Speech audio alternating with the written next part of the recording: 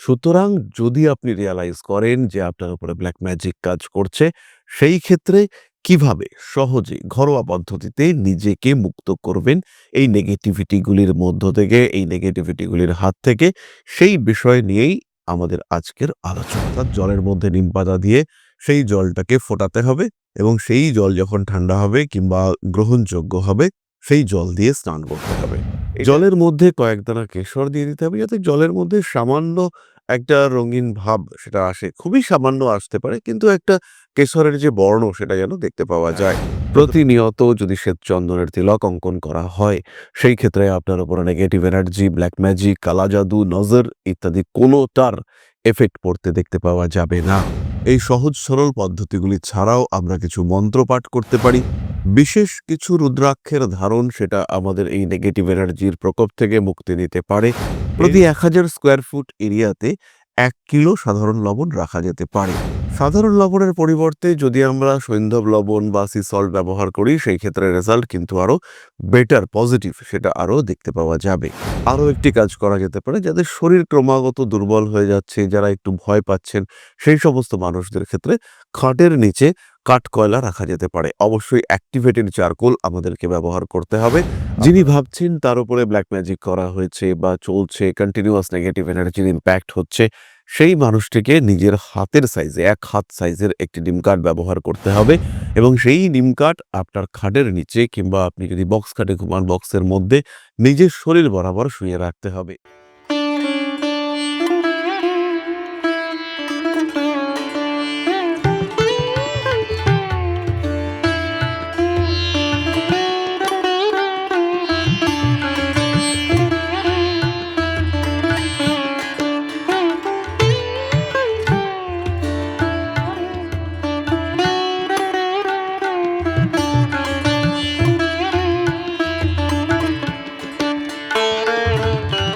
নমস্কার, Rishibani institute of Vedic অ্যাস্ট্রোলজির পক্ষ থেকে স্বাগত জানাই আজকের জ্যোতিষ আলোচনায়। আমি শান্তনু আপনাদের সঙ্গে।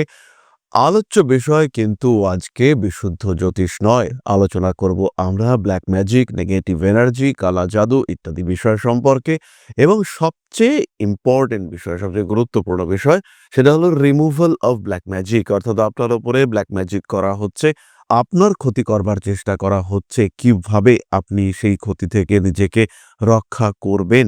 অবশ্যই এটা সবসময় আমাদের মনে রাখতে হবে যে নিয়তি কে ন বধ্যতে, অর্থাৎ যেটা হার্ড ডেস্টিনি, যেটা ঘটবেই, যেটা ভবিতব্য, সেই বিষয়গুলিকে কিন্তু আমরা সবসময় প্রোটেক্ট করতে পারবো না। আপনার জন্মকুণ্ডলী দুর্বল, আপনার লগ্ন দুর্বল, এর কারণে আপনার উপরে ব্ল্যাক ম্যাজিক কাজ করে গেছে, এর কারণেই কিন্তু আপনার উপরে ডার্ক এনার্জির ইম্প্যাক্ট দেখতে পাওয়া যাচ্ছে। তাই সমস্ত সময় যে সমস্ত কিছুকে রিমুভ করে দেওয়া যাবে, তাই সব সময় সমস্ত কিছুকে যে রিমুভ করা যাবে তা কিন্তু একেবারেই নয়। কিন্তু কিছুটা প্রোটেকশন এটা আমরা অবশ্যই দিতে পারি এবং তার কারণেই আমরা আশা করে থাকি ভালো দিনের দিকে। আজকে খারাপ দিন রয়েছে বলে কালকে যে ভালো দিন আসবে না তা কিন্তু নয়, এবং ঠিক এই বিশ্বাসের উপরে ভরসা করেই আমরা প্রতিকার, প্রতিবিধান ইত্যাদি করে থাকি। সুতরাং যদি আপনি রিয়ালাইজ করেন যে আপনার উপরে ব্ল্যাক ম্যাজিক কাজ করছে, সেই ক্ষেত্রে কিভাবে সহজে ঘরোয়া পদ্ধতিতে নিজেকে মুক্ত করবেন এই নেগেটিভিটিগুলির মধ্য থেকে, এই নেগেটিভিটিগুলির হাত থেকে, সেই বিষয় নিয়েই আমাদের আজকের আলোচনা। তাহলে এখন প্রশ্ন আসবে, আপনি কি করে বুঝবেন যে আপনার উপরে ব্ল্যাক ম্যাজিক কিংবা নেগেটিভ এনার্জির এফেক্ট রয়েছে, প্রভাব পড়ছে নেগেটিভ এনার্জির, কি করে এটাকে উপলব্ধি করবেন?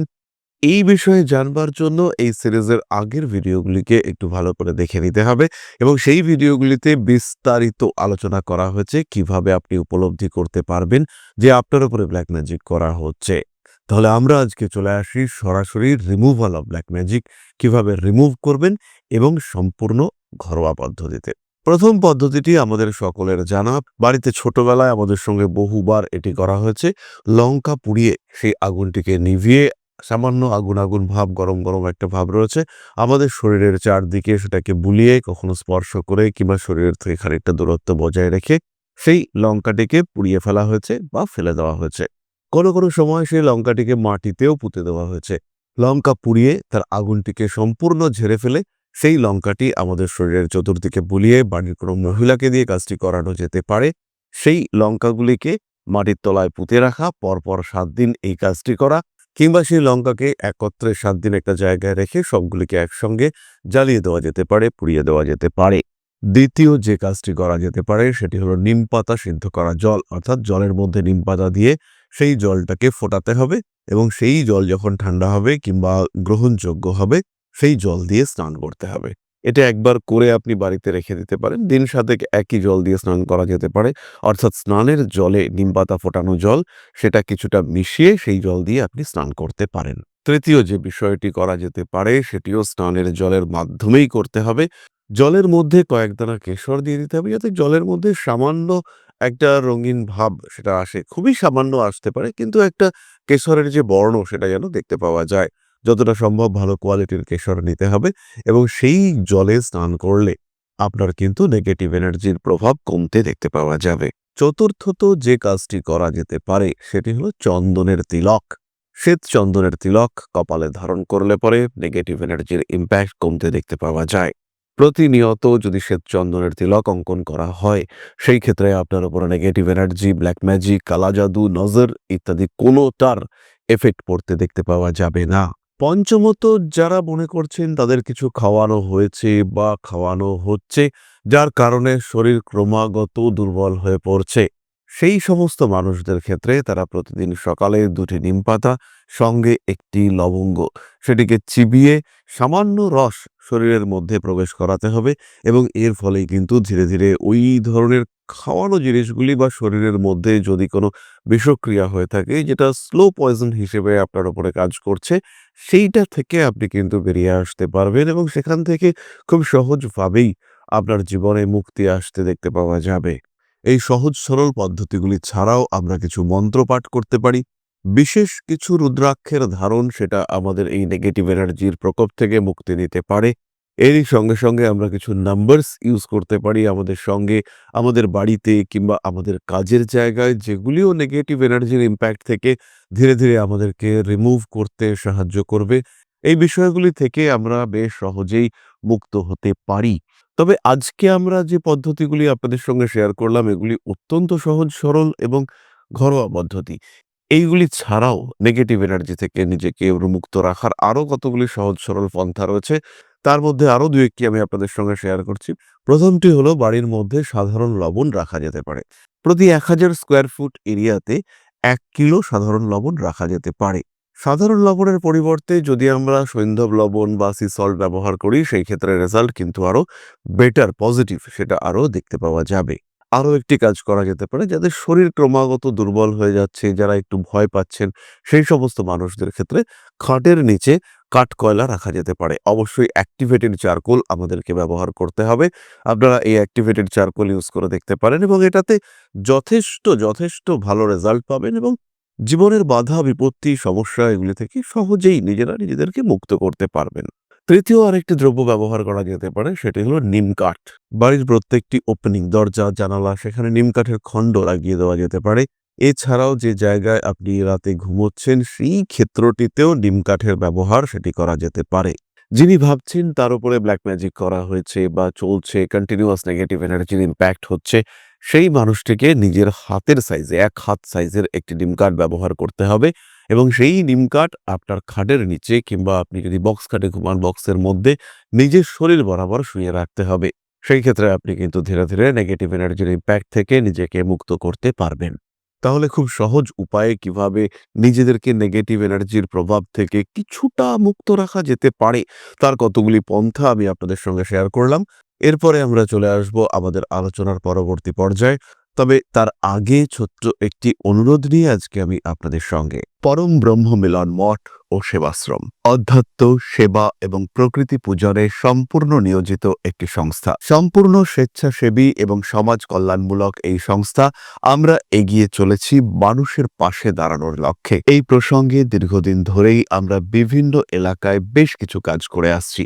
আপনাদের সহযোগিতা, আপনাদের পাশে দাঁড়ানো, আপনাদের হাতে হাত মিলিয়ে এগিয়ে নিয়ে আসার চেষ্টা, আপনাদের সহযোগিতা, আপনাদের পাশে দাঁড়ানোর প্রয়াস, এই সমস্ত কিছুই আমাদেরকে এগিয়ে নিয়ে চলেছে। আমাদের পাথেয় হয়ে উঠেছে আপনাদের ভালোবাসা। বিগত বেশ কিছুদিন ধরেই আমরা বিভিন্ন অনগ্রসর এলাকায় কাজ করে চলেছি। কখনো আমরা শিশুদের মধ্যে শিক্ষা উপকরণ বিতরণ করেছি, কখনো আমরা পুজোর পোশাক বিতরণ করেছি, কখনো তাদের খাদ্যের ব্যবস্থা করেছি। আমরা কন্টিনিউয়াসলি তাদের পড়াশুনোর জন্য 2টি ফ্রি কোচিং সেন্টার শুরু করেছি। তাদের মধ্যে ক্রিয়েটিভ অ্যাক্টিভিটিগুলিকে জাগ্রত করবার জন্য সম্পূর্ণ বিনামূল্য একটি নৃত্য শিক্ষা প্রশিক্ষণের ব্যবস্থা সেটা আমরা করতে সক্ষম হয়েছি এবং এই প্রত্যেকটি পদক্ষেপেই আমরা পেয়েছি আপনাদের সঙ্গ, আমরা পেয়েছি আপনাদের সহযোগিতা, আমরা পেয়েছি আপনাদের ভালোবাসা। আমরা শীতকালে কম্বল বিতরণ করেছি, আমরা মায়েদের মধ্যে খাদ্য উপকরণ, পুষ্টি উপকরণ বিতরণ করেছি, আমরা বিতরণ করেছি ডেঙ্গুর সময় প্রচুর মশারি। এই প্রত্যেকটি কাজেই আপনারা ছিলেন আমাদের পাশে। বর্তমানে মানুষের ভালোবাসায় আমরা ধীরে ধীরে আরেকটু বড় হয়ে উঠছি। এই অবস্থায় বর্তমান পরিস্থিতিতে এই কাজগুলিকে আরো এগিয়ে নিয়ে যাওয়ার জন্য, সুষ্ঠুভাবে করবার জন্য প্রয়োজন একটি পরিকাঠামো। তাই আমরা চিন্তা ভাবনা করছি একটি আশ্রম ফরমেশনের এবং এর জন্য প্রয়োজন জমি, এর জন্য প্রয়োজন পরিকাঠামো। তাই যারা আমাদের সাবস্ক্রাইবার রয়েছেন, যারা আমাদের ভিউয়ার রয়েছেন, যারা আমাদের ফলোয়ার রয়েছেন, যারা আমাদেরকে ভালোবাসেন, যারা আমাদের পাশে থাকেন, প্রত্যেকটি সহানুভূতিশীল মানুষের কাছে আমাদের অনুরোধ, সাধ্যমতো সামান্য পরিমাণে আপনারা এগিয়ে আসুন। বিন্দু বিন্দুতে সম্পূর্ণ হবে সিন্ধুর গঠন, তৈরি হবে পরম ব্রহ্মমিলন মঠ ও সেবাশ্রমের পরিকাঠামো। তাই যারা বিভিন্ন সময় বিভিন্ন অবস্থায় মানুষের পাশে গিয়ে দাঁড়ান, যারা প্রকৃতিকে ভালোবাসেন, যারা জীবনকে এগিয়ে নিয়ে যাওয়ার পথে অন্যকে সাহায্য করতে পছন্দ করেন, সেই রকম প্রত্যেকটি মানুষের কাছে আমাদের সাধারণ অনুরোধ, আমাদের এই মহৎ উদ্দেশ্যকে সফল করে তুলবার জন্য যতটুকু সম্ভব, যতটুকু সাধ্য অবশ্যই এগিয়ে আসুন, বাড়িয়ে দিন সামান্য সহযোগিতার হাত। অধ্যাত্ম, সেবা এবং প্রকৃতি পূজনের এই মহান কর্মে, মহান ব্রতে ব্রতী হয়েছি আমরা। আমাদের সঙ্গে হাতে হাত মিলিয়ে আপনারাও যতটুকু সম্ভব এগিয়ে আসুন। সবার প্রচেষ্টায় এই বিরাট কর্মযজ্ঞ সাফল্যমণ্ডিত হবে। সবাইকে জানাই অগ্রিম ধন্যবাদ। আমরা জানি আপনাদের সহযোগিতা আমরা পাবো। বেশ কিছুদিন ধরেই বহু মানুষ আমাদেরকে সাহায্য করে চলেছেন, কারণ আমাদের ইন্ডিভিজুয়াল সামর্থ্য অতি ক্ষুদ্র, তার মাধ্যমে এই মহৎ কার্যগুলিকে সম্পূর্ণ করা সম্ভব নয়। তাই প্রত্যেকের ছোট্ট ছোট্ট সহযোগিতার হাত আমাদেরকে এগিয়ে নিয়ে চলেছে। আমরা এগিয়ে চলেছি সাফল্যের লক্ষ্যে। আপনাদের ভালোবাসা এভাবেই আমাদের পাশে থাক, আমরা সফল হবই। তাহলে এবার আমরা চলে আসি আলোচনার পরবর্তী পর্যায়ে, আপনাদের প্রশ্ন, জ্যোতিষের উত্তর। প্রশ্ন করেছেন প্রতীক পাণ্ডে, 7/2/2005, সময় 3টে, প্লেস জঙ্গিপুর হসপিটাল, মুর্শিদাবাদ। আমার ছেলের জন্মলগ্ন, আমি মা, অনেক কষ্ট করে ছেলেকে একটা ছোট ইনস্টিটিউটে নিটের কোচিং দেওয়াচ্ছি। এটা দ্বিতীয়বার, এরপরে আবার আর পড়ানো সম্ভব নয়। আর্থিক দিক থেকে খুব পিছিয়ে। আমরা জানতে চাই ও কি এবার নিট ক্র্যাক করতে পারবে? প্রতীকের বৃশ্চিক লগ্ন এবং ধনু রাশি। নিট ক্র্যাক করবার পুরোপুরি সম্ভাবনা রয়েছে, কিন্তু এটা খেয়াল রাখতে হবে প্রচুর পরিশ্রম এটা তাকে করতে হবে। এই মুহূর্তে বিভিন্ন কারণে আপনার ছেলের কনসেন্ট্রেশন লেভেল কিন্তু অনেকটাই কম, তবে চান্স পাওয়ার সম্ভাবনা অবশ্যই আছে। তাহলে আজকের আলোচনা আমরা আর দীর্ঘায়িত করব না। সবাই সুস্থ থাকুন, ভালো থাকুন, সঙ্গে থাকুন, বেশি বেশি করে সাবস্ক্রাইব করুন আমাদের প্রত্যেকটি ইউটিউব চ্যানেলকে, লিংক দেওয়া রয়েছে। ফিরে আসবো পরবর্তী ভিডিওতে। মা শ্রী শ্রী আদিশক্তির আশীর্বাদে আপনাদের জীবন আরো আরো আরো সমৃদ্ধ হয়ে উঠুক। জয় মা আদিশক্তি। নমস্কার।